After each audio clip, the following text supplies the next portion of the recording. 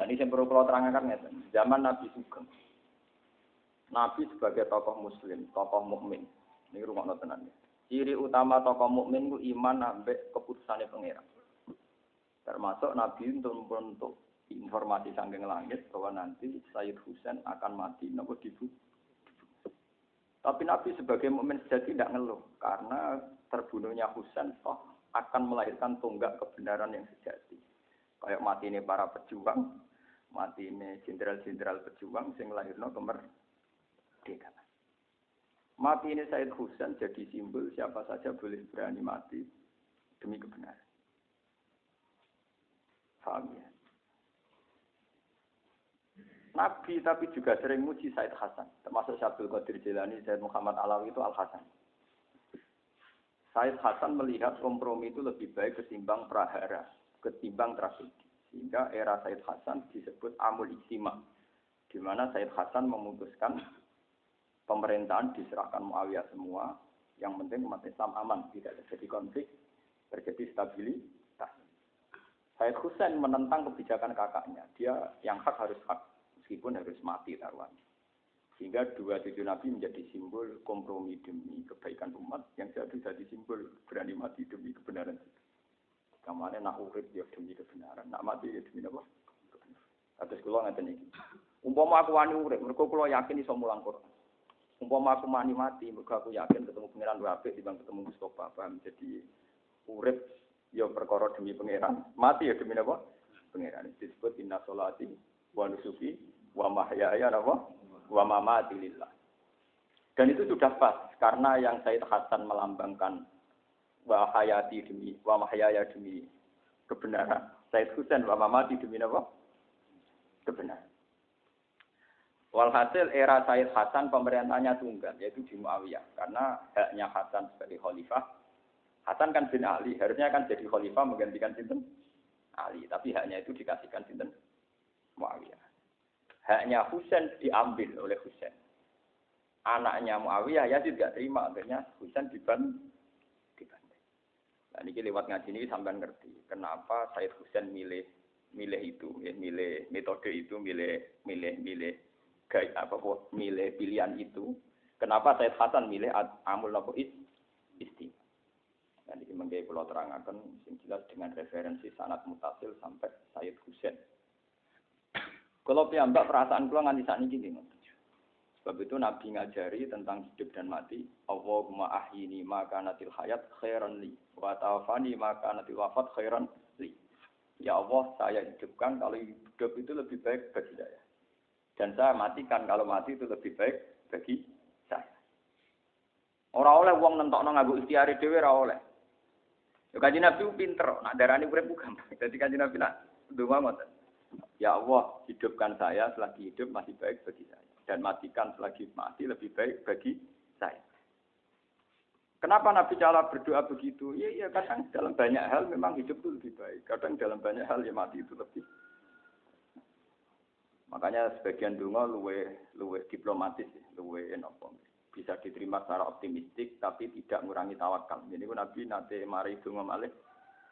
Allahumma ij'alil hayata ziyadatan li fi kulli khairin. Eling-eling. Allahumma ij'alil hayata ziyadatan li fi kulli khairin. Wal mauta rahatan li min kulli syarr. Wal mauta rahatan li min kulli syarr. Ya Allah, jadikan hidup saya itu sebagai bekal menambah kebaikan. Kalau saya mati, anggap saja akhir dari segala kejelekan. Mulane kula bolak-balik matur, nek ana mayit dilepas mesti apik. Mbok bajingane penjahat mesti apik. Kok penjahat apik nang mati, berarti rohatan di mingkuli syahid. Berarti itu terakhir kejahatan. Mulane kira usah protes. Sauri kuwi zina maling kok saiki dilem apik, tetep apik matine. Menang bar kejahatane. Paham? Iku Nabi dhisik ngajarkan memang begitu. Hidup dianggap potensi ziyadatan fikul khairin nambah apik, mati dianggap rohatan mingkuli syahid. Akhir dari segala kejelekan. Akhirnya apa yang terjadi? Wong ambek Allah kesunudan tok. Jadi kok Mustofa iki paling urip, Gusti kula iki urip berarti iso ngamal apik. Engko nek ape mati tok. Gusti, masih kula kiai kadang salah. Lah mati kula anggap mawon ngadiri kesalahan niku, paham? Paham. Jadi ora usah ngeluh, nek ape mati ora usah napa? Kan ya nek ape mati ngono, ya Allah kula urip Kangge saya tak niki mati. Anggap mawon potensi kejahatan kula berakhir di sini. Di sini wal mauta rohatan li min kulli syarrin dan kematian adalah akhir dari segala keburukan. Ya sudah. Misalnya kita jadi bapak, anak urip bisa sukses rumah tangga. Lah anak mati, anak menol luwe apik. Kanggo anak. Itu udah kurang. Makanya itu kan orang itu harus ono rasionalis tapi tetap tauhid. Lah Said Hasan Husain itu melambangkan itu semua. Hasan milih kompromi demi kestabilan umat Islam. Husain milih mati demi tegaknya apa? Kebenaran.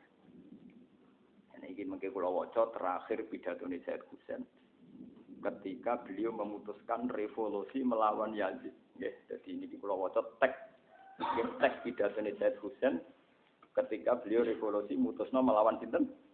Yazid. Padahal itu taruhannya nyawa, taruhannya apa? Nyawa. Taruhannya nyawa. Mungkin nggih kula waca teks pidato Said Hasan. Kenapa dia kompromi dengan kebatilan? Yazid Muawiyah itu kan memerintah secara batil karena ilegal lewat revolusi mukjizat Sayyidina Ali. Tapi masih ilegal lah nak dilawan tetap jadi berdarah. Nah, lewat perhitungan ini Said Hasan milih kompromi, paham ya? Sebab itu sampean lewat ngaji ini akan tahu kan apa yang milih kompromi ini monggo. Ya lanjutkan berarti Pak. Nak milih revolusi ya monggo, tapi semua harus konsekuensi tanggung jawab jenengan dengan Allah Subhanahu wa taala. Ora usah tanggung jawab ning konstitusi ning MK itu urusan hukum dunia. Tanggung jawab ning kersane Allah Subhanahu wa taala. Ini kula waca kenapa Said Husain milih melawan yang berakibat beliau dibantai secara menggenaskan. Nah, Said Hasan milih kompromi karena takut berdarah-darah bagi umat Islam. Karena kalau Hasan itu ngelawan, artinya kubu Hasan yang ribuan di belakang Hasan, kubu Muawiyah yang ribuan di belakang Muawiyah. Jadi kalau era Hasan itu menangi Muawiyah, Pak. Buat ya, menangi sinten? Muawiyah. Era Husain pun era sinten ya? Yazid. Jadi gampangannya setelah Rasulullah itu mimpin Abu Bakar.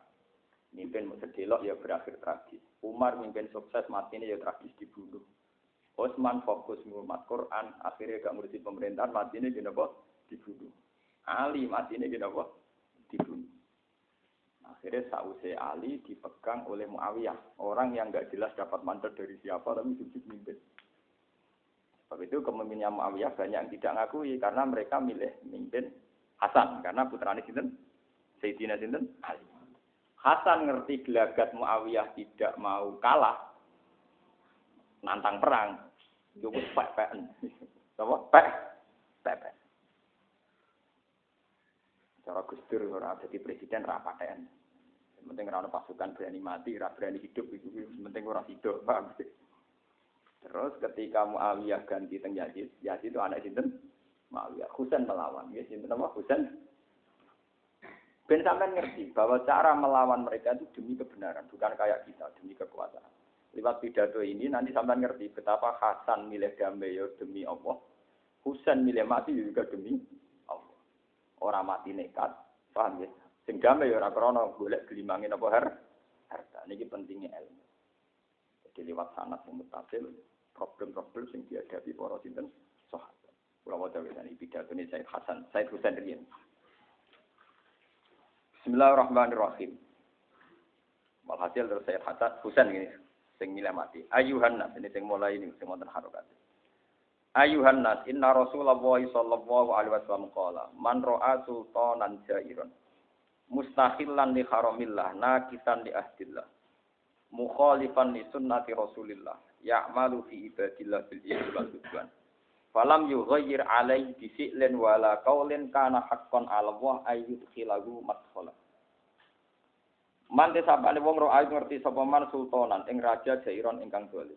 Wong sing ngerti penguasa dolim. Mustakhilan ingkang ngalalo li haramillah maring barang sing diharamno Allah. Misale ngalalo pornografi, utawa ngalalo barang sing ora Allah haram. Nakisan ternentang li ahdillah maring perjanjiane Allah. Mestine segala potensi diri kanggo ibadah malah dienggo hal-hal sing maksiat. Mukhalifan ternyulayani li sunnati Rasulillah maring sunnahe Kanjeng Nabi. Wes ngono ya amalu nglakoni sapa sultan di ibadillah bil ismi lan dosa wal udwan lan ngoyo. Hubungane mbek wong men keliru ae. Keliru artine ngene. Sing kroni disugya-sugya. Misale kados wong kadung keliru, mbek wong sugih wedi. Perkara ini mesti disugihi. Ambek wong melarat otoriter, dianggap budak. Wong nak kadung keliru kan. Ambek wong ayu nafsu, akhirnya ya zina. Ambek wong elek ngenyek, akhirnya peleceh. Wong nak ditetir ra bener. Ora wong ayu syahwat ya dosa, ora wong elek ngenyek. Elek keriting pesek ireng. Wong nak keliru kancanan tiang nggih ngoten. Roh bupati wedi krana sugih, ya dolim wong kok wedi bupati ya. Roh wong melarat, tukang sampah ngenyek. Wong kok demo dadi tukang. Nah itu jenenge keliru terus Mas. Nek ana sultan sing ngene iku jenenge keliru terus. Roh wong elek ngenyek, roh wong sugih wedi iku keliru terus. Jenenge ya'malu fi ibadillah bil ismil ubad. Falam yughayir mongko ora nglakoni perubahan sapa man alaihi ing atase ikilah ism utawa ing atase sultan bifi'len kelawan satu aksi perilaku wala kaulan ora pengucapan. Karena mongko ana alam wa haqqan. Apa mesti nglakoni ayat khilahu masalahu mesti dilebokno neraka. Sebab itu Said Husain berpendirian kalau ada sultan yang zalim kita harus nglawan. Cek nglawane liwat fi'lu, cek kaulu, cek engko senajan to berakhir kematian. Mergo nak orang nglakoni perubahan sampeyan mesti mlebu neraka. Jadi yang penting menunjukkan bahwa kita melakukan perubahan. Ini kuman ro'amin kemungkaran fal yuhiru napa biadihi fa ilam yastati fa bilisanihi fa ilam yastati fa bikal harus tetap melakukan perubahan. Jangan sampai kita mendiamkan kemungkaran. Meskipun hanya lewat qaulu, tentu dalam konstitusi modern kayak kita berbangsa sekarang, minimal lewat qaulu. Minimal lewat apa? Lewat qaulu itu penting, senajan to kowe ora usah revolusi lewat fi'lu, lewat perilaku akhwat. Misalnya ngeten, kita akan selalu mengatakan nak payudara wanita itu aurat. Kita akan selalu mengatakan nak paha perempuan itu apa? Aurat. Terus kita meyakini bahwa secara hukum demikian. Terus kita akan ngomong gitu terus. Meskipun kita tidak bisa bikin undang-undang tentang bahwa pornografi dilarang oleh negara. Kita tidak bisa bikin undang-undang kalau pornografi harus dilarang oleh negara. Tidak harus begitu. Tapi kita ngomong terus. Kalau itu haram, kalau itu haram. Pentingnya apa? Jangan sampai hukum Islam itu kemudian diyakini mentoleransi hal-hal yang kayak begitu. Haram loh ya, memperlihatkan payudara bahwa itu haram. Tapi bahwa Islam itu kafah, Islam itu sempurna, komplit, ya kita harus begitu. Misalnya saya sering ditanya, Gus piye hukume wong wedok kota-kota yo, katokan cekak nggawa rukoh marang masjid. Mbok hukume wong fasik wong ape marang masjid jamaah. Mbok hukumi wong soleh, wong oleh masak belum. Tak jawab ngene aku takon. Lah iya, pentingnya Islam sempurna yaiku pangeran sing iso ngitung dhewe kok bingung. Soal urusan aurat dia salah karena tidak Islam. Soal berjalan ke masjid dia benar karena menuju apa? Masjid. Kowe ra iso mukul rata karena dia maksiat terus hukumi iku wong fasik. Karena dia ke masjid kok hukumi wong soleh, wong dia melanggar napa Mulane dari Ibnu Abbas Ibnu Abbas itu wong paling alim tafsir, ini sahabat Kanjeng Nabi. Pada akhirnya ayat yang kita pakai ila yaumil qiyamah, fa may ya'mal mithqala dzarratin khairan yarah, wa may ya'mal mithqala dzarratin syarran yarah. Pada akhirnya kita ini hanya punya ayat itu. Maksudnya itu ya ana hitungane dhewe-dhewe. Napa ana hitungane? Dhewe. Nah, sekarang fenomenanya di zaman akhir kan begitu. Malaikat zaman akhir umpama manusa ku bingung, untung malaikat ora perlu bingung ora manusa.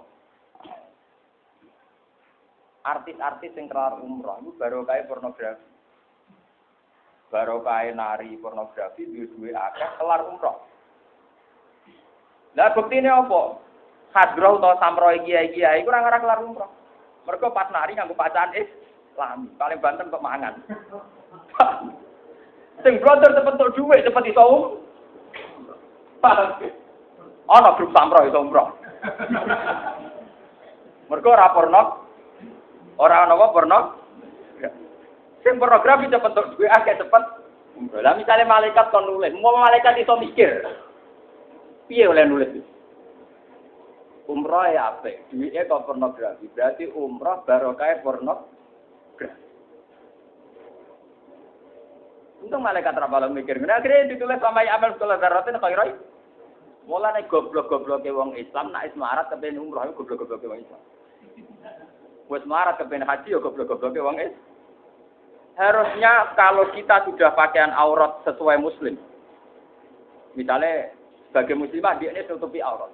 Kudu syukur mbek pangeran karena sekarang juga detik ini juga dia nglakoni perintah Allah yaiku nutupi Dene ra usah ngeluh, nek ditebir ra iso haji ra iso umroh. Mergo nutupi aurat itu bagian urgen, bagian penting dari syariat itu. Kudune ndekne bangga syukur ra usah ngeluh. Iku artis wong fasik-fasik diparingi umroh, kok aku wong saleh ra diparingi. Goblok nak ngeluh ngono napa?